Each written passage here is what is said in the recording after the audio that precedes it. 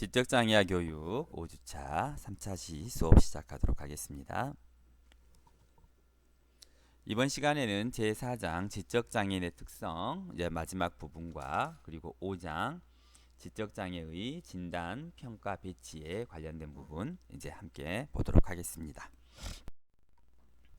먼저 신체적 건강적 특성, 즉 지적장애의 특성 중에 이제 신체 건강적 특성에 대해서 그리고 지적장애 학생의 특성에 따른 지원 요구에 대해서 살펴볼게요. 지적장애인들의 지적장애 학생의 운동 능력은 운동활동, 신체적 노력 그리고 생활, 정신 연령은 같은 또래에 비하여 비교적 큰 어려움은 이제 없습니다. 그러니까 일단 신체적인 부분에 있어서는 비슷한 정신 연령이 그러니까 비슷한 정신 연령의 또래들과 별 상관은 크기는 문제가 없는데요. 근데 문제는 한 영역에서 발달 지체가 일어나게 되면 그것이 이제 거기에만 머무르면 좋은데 다른 영역의 지체로 연관되는 경우들이 많다는 거죠.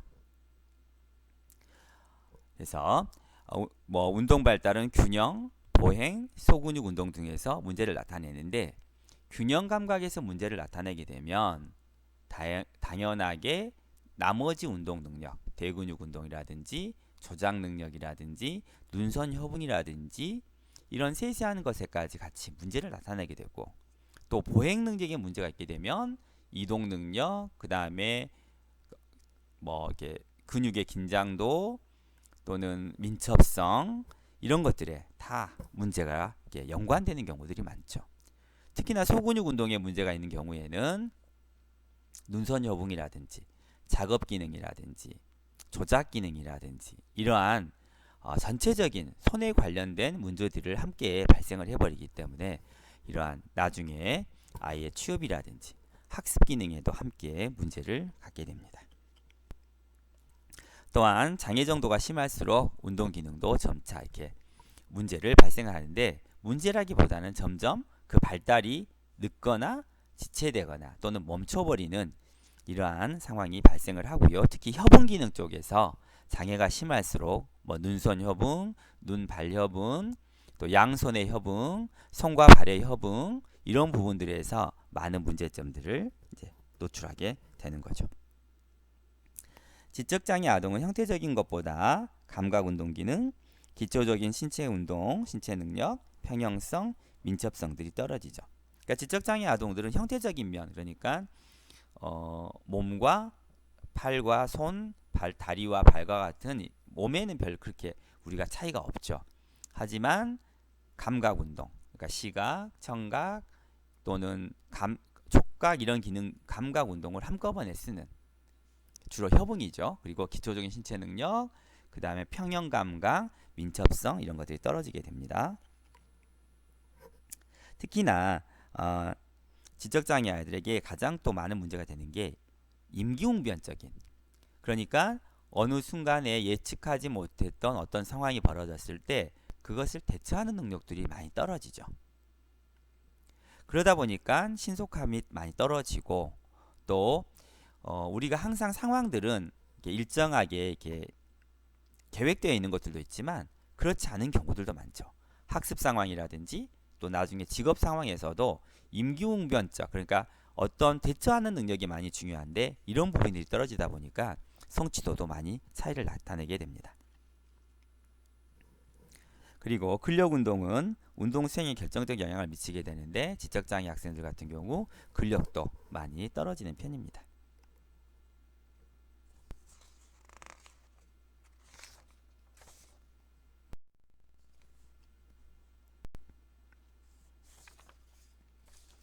이어서 신체적 건강적 특징에 대해서 계속 살펴보도록 할게요.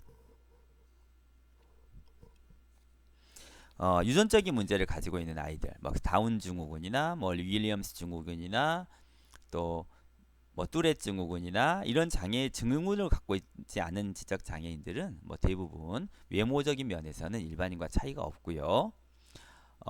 지적 장애인 중에서 유전적 요인이 있는 경우는 유전자 또는 염색체 문제를 가지고 있기 때문에 항상 건강상의 문제를 야기하는 경우들이 대부분이죠. 특히 우리가 많이 볼 수 있는 다운 증후군의 아이들 같은 경우는 거의 모든 아이들이 심장병을 갖고 있고 또 폐 쪽에도 많은 이렇게 발달에 어려움을 겪게 돼서 심장이라든지 호흡 문제 그리고 백혈병의 발생률도 일반인들과 보다 훨씬 더 높다고 보면 되겠습니다. 또한 지적장애인들은 이런 유전적인 문제들도 많이 되지만 이런 환경적인 문제들도 많이 겪게 되는데요. 대부분의 지적장애 아동들이 살고 있는 가정의 경우 사회 경제적 배경이 높거나 일반적인 것보다는 좀 낮은 경우들이 많습니다. 그러다 보니까 영양 불균형도 많고요. 또 감염이라든가 병에 노출되는 빈도가 굉장히 높습니다. 특히 지적장애인의 부모가 또 지적장애인인 경우, 특히 엄마가 지적장애인인 경우에는 이러한 부분들이 훨씬 더 강해지는 거죠. 그래서 불균형적인 면, 그리고 이런 것들은 세대 간, 그러니까 다음 세대로 장애를 또 물려주는 이러한 경향들이 매우 높게 나타나기 때문에 사회적, 경제적으로 이렇게 지원에 관련된 부분이 많이 필요하다고 보겠습니다. 또한 중복장애인 같은 경우에는 중복장애인들, 특히나 뇌성마비를 갖고 있는 지체장애인들 같은 경우에는 이런 의학적인 증상들도 함께 동반하는 경우가 많은데요. 경련증인 즉 간질에 많이 노출되어 있는 경우들이 많고 실제로 이런 간질들을 아이들이 학교에서도 이렇게 발작을 일으키거나 경련을 일으키는 경우들이 많이 나타나게 되죠. 또한 위장장애라든지 폐기능 문제, 또 간장이나 심장의 문제, 시각이나 청각이나 이런 지각 관련, 감각에 관련된 문제, 잦은 염증들이 나타나게 됩니다. 특히 지적장애 학생들 같은 경우는 자기 표현력이 부족하기 때문에 자기가 몸이 아프거나 또 어떠한 문제가 발생을 했을 때 그것을 다른 사람들에게 알리는 것에서 어려움을 많이 겪습니다.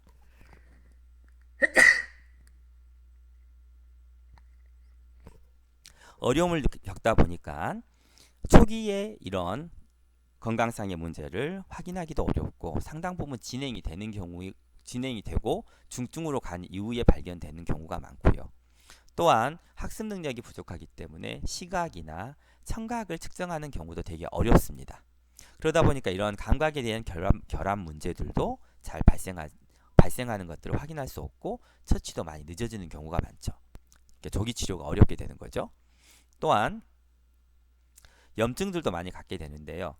일반 아이들 같은 경우는 어디에 다치거나 염증이 생겼을 경우에는 간단한 연고 정도를 발라주거나 또는 거기를 이렇게 깨끗하게 해준다거나 하는 정도만으로도 치료가 되는 경우들이 대부분이죠. 그런데 지적장애 학생들 같은 경우에는 어떤 약을 바른다는 거라든지 아니면 거기를 청결하게 소독을 해준다는 거든지 이런 부분들이 잘 이루어지지 않기 때문에 염증들도 많이 커지고 또 화농성으로 이렇게 번지는 경우들도 많이 발생을 하기 때문에 주의 깊은 관찰이 필요합니다. 이상과 같이 우리가 지적장애 학생들의 여러 특성들을 살펴봤고요. 이제는 이 학생들이 가진 특성에 따라서 어떤 지원적 요구가 필요하고 지원을 해줘야 되는지에 대해서 살펴보도록 하겠습니다. 지적장애 학생들은 여러 방면에서 일반 학생과 다른 특성을 지닌다는 것을 항상 우리가 고려를 해야 됩니다. 단순히 학습적인 면, 또 신체적인 면, 건강적인 면이 아닌 전체적으로 여러 방면에서 나타나게 되는데요. 그러한 특성들은 이렇게 세세하게 기술해 주는 게 매우 중요하죠. A라는 학생의 학습적인 면, 인지적인 면, 지능적인 면, 행동적인 면, 사회적인 면, 정서적인 면, 신체적인 면 이거를 자세하게 조사를 해서 기술을 하는 거죠. 어떤 특성이 있고 어떤 특성이 있고 그러면 그 기술적인 토대가 바로 이 아이에게 A라는 아이에게 어떠한 것들을 지원할 것인지가 나타나게 되는 거죠. 그래서 관찰이 되게 중요하다는 거죠. 그래서 특성을 기술하는 거죠. 그러면 어떤 특성은 지원이 필요 없을 정도로 좋은 특성이 있는가 하면 어떤 특성은 또 일반 아동에 비해서 상당히 떨어지기 때문에 지원이 되어야 되는 것들. 그래서 그것들이 바로 나타나게 됩니다. 따로 조사할 필요가 없는 거죠. 그래서 개인적인 특성을 찾고 기술하는 것이 굉장히 중요합니다.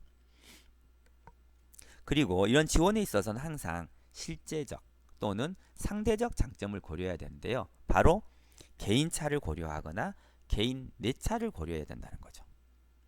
어떤 부분은 일반 아동들에 비해서 상당히 떨어지는 부분이 있어서 상대적인 부분을 고려하거나 아니 또는 장점을 고려해야 되고, 어떤 부분은 개인 내에서도 이 아이의 능력이 70인데 어떤 능력은 그 70보다 떨어지는 50이고, 반대로 어떤 능력은 70보다 좋은 장점을 가지고 있어서 80이다.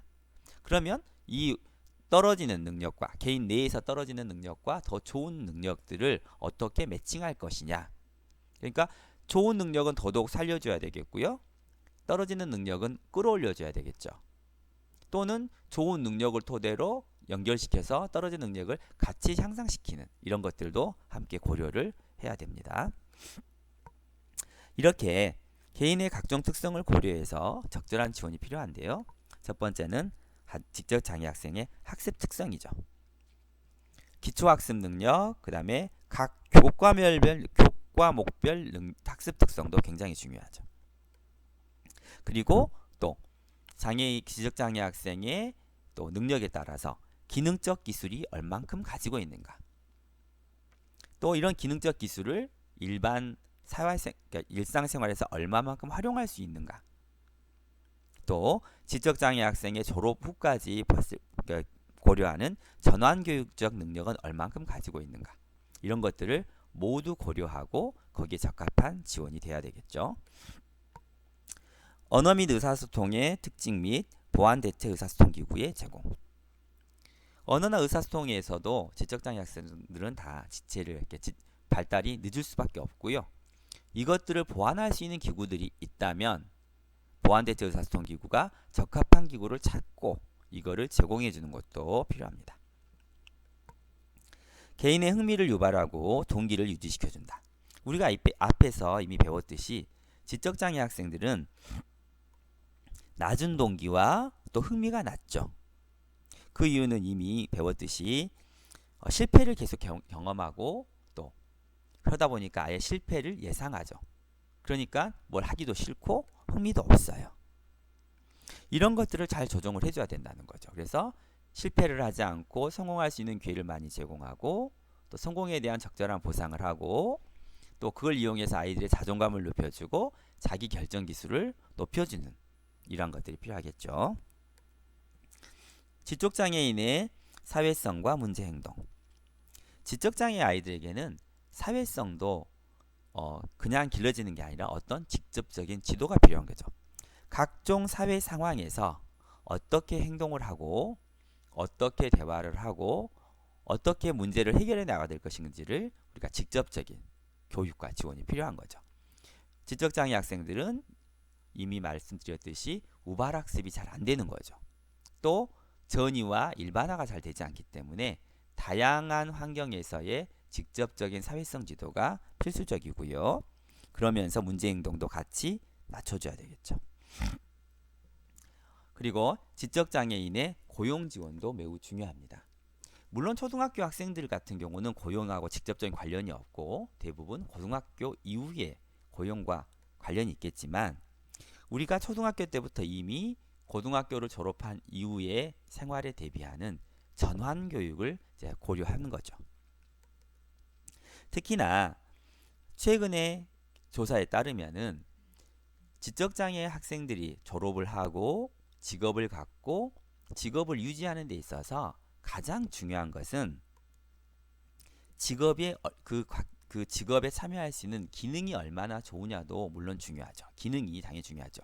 그러나 그것보다는 직업의식이나 직업 태도 또는 직장 내에서 행동이 더 직장을 유지하는 직업을 유지하는 더 강한 역할을 한다라고 조사가 되었습니다. 그러니까 지적장애 학생들이 취업을 했을 때 우리 지적장애인들에게 정말 어떤 직업적 효율성을 많이 따지진 않습니다. 그렇게 효율성을 따지게 되면 일반인에 비해서 어떤 과업의 성취가 당연히 낮을 수밖에 없죠. 그렇기 때문에 효율성을 따지기보다는 그런 태도 또는 직장 내에서 행동 또 직업 의식 이런 것들이 훨씬 중요하기 때문에 이런 것들은 졸업 시즌에 맞춰서 준비가 되는 게 아니죠. 어렸을 때부터 꾸준한 생활 태도를 기름으로써 이것이 바로 졸업 후에 고용 지원으로 이어지게 되는 것입니다. 지원 요구를 다시 경도와 중도 지적 장애 학생으로 분류를 해서 말씀을 드리면요. 경도 장애 학생들은 신체적으로는 거의 일반 학생들하고 차이가 없죠. 그리고 특징적 행동이 아예 없는 경우도 있어요. 그러니까 밖에서 봤을 때는 거의 일반 학생과 차이가 없죠. 그러다 보니까 지원 자체도 굉장히 조금만 해줘도 됩니다. 최소한의 지원을 통한 직업, 사회관계의 독립적인 생활 이런 것들을 다 영유할 수 있는 게 바로 경도 지적장애 학생입니다. 그래서 학습과 관련해서는 이제 수정과 조정을 해주죠. 수정과 조정, 학습의 양을 그러니까 교육을 얼마만큼 이렇게 지적장애 학생한테 맞춰줄 것이냐, 많이 맞출 것이냐, 적게 맞출 것이냐, 이거는 다른 과목에서 배울 테니까 설명 간단하게 넘어갈게요. 그래서 조금 해주는 거는 수정, 많이 바꿔주는 건 조정이 되겠죠. 그리고 편의시설 지원 같은 최소한만으로도 일반 교육과정에 참여할 수 있습니다. 그런데 여기에서 이제 중요한 것은 경도 지적장애 학생들에게는 기대로 인해서 중도 지적장애보다 더 어려운 문제를 처리할 수 있다는 거죠.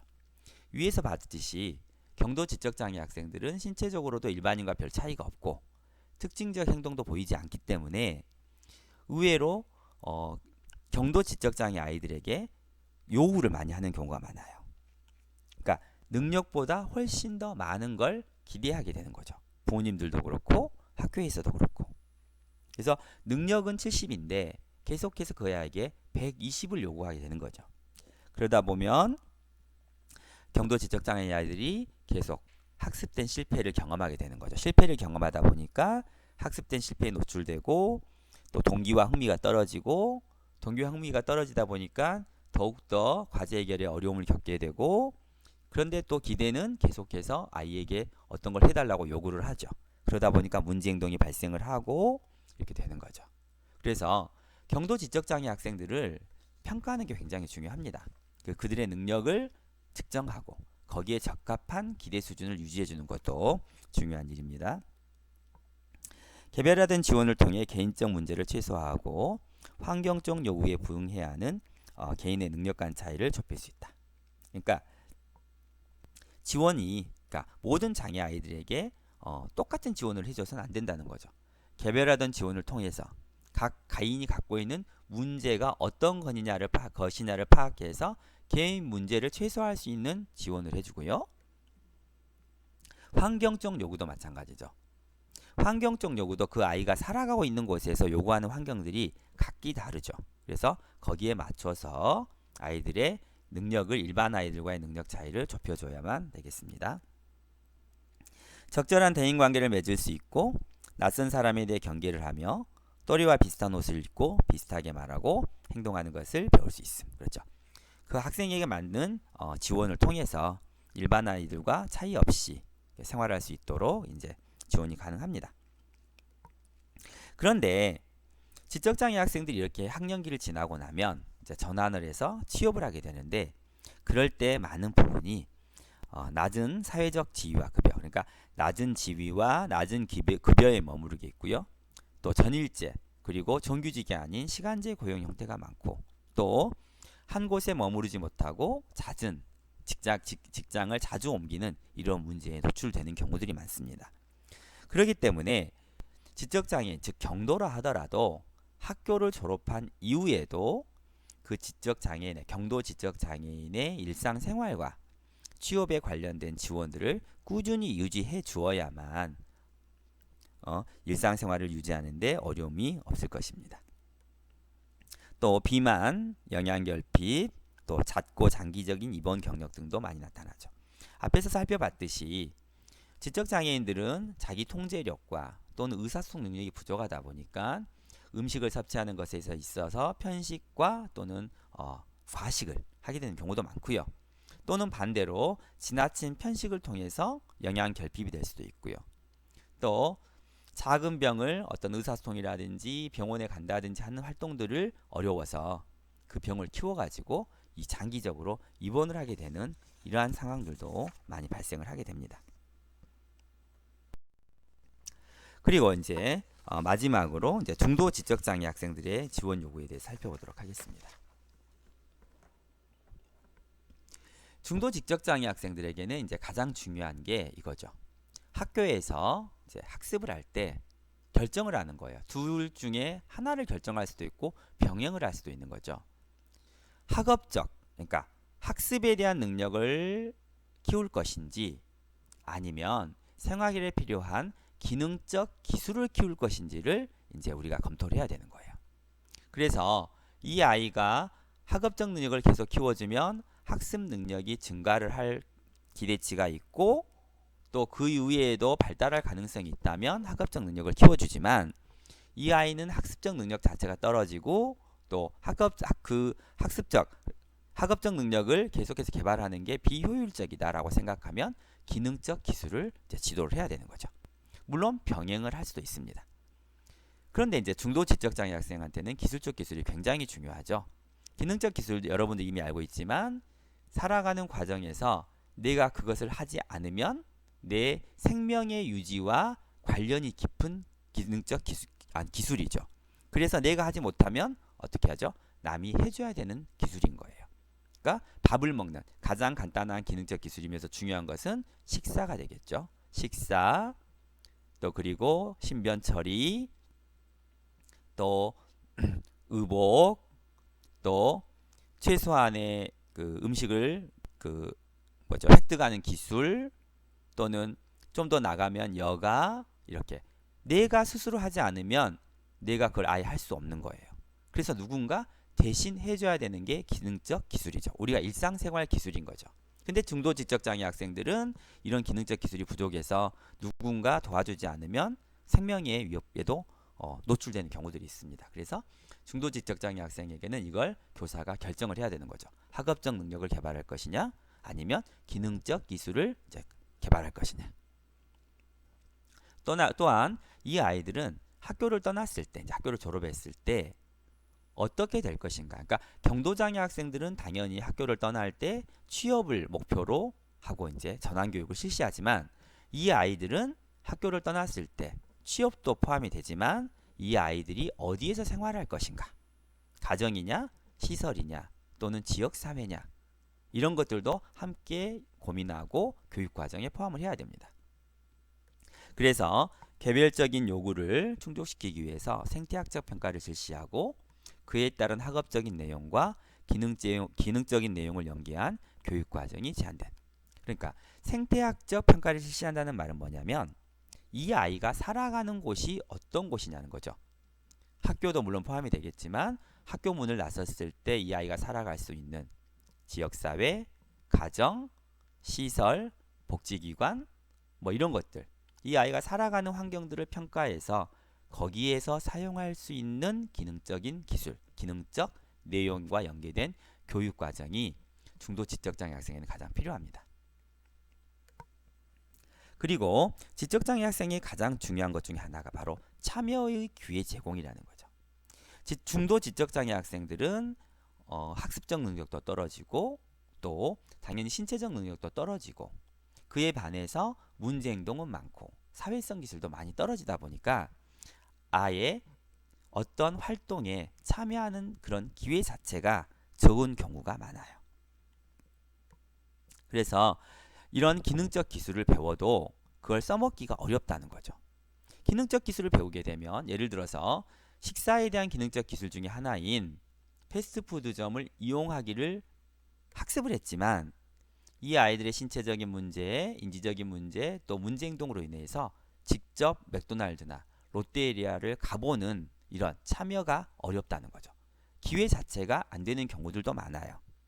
그래서 이런 충분한 참여와 기회를 항상 제공할 수 있도록 준비해 줘야 되고요.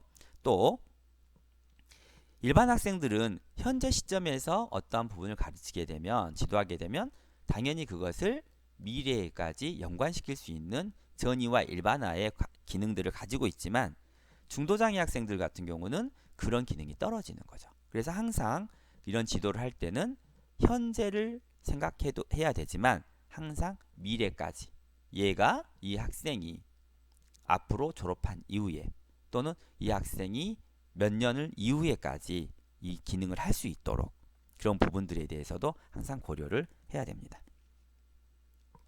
그리고 이 아이들은 학교 현장을 떠나도 한 가지 이상의 적응 기술에서 평생적인 지원이 필요하다는 것도 이제 항상 염두에 둬야 되고요.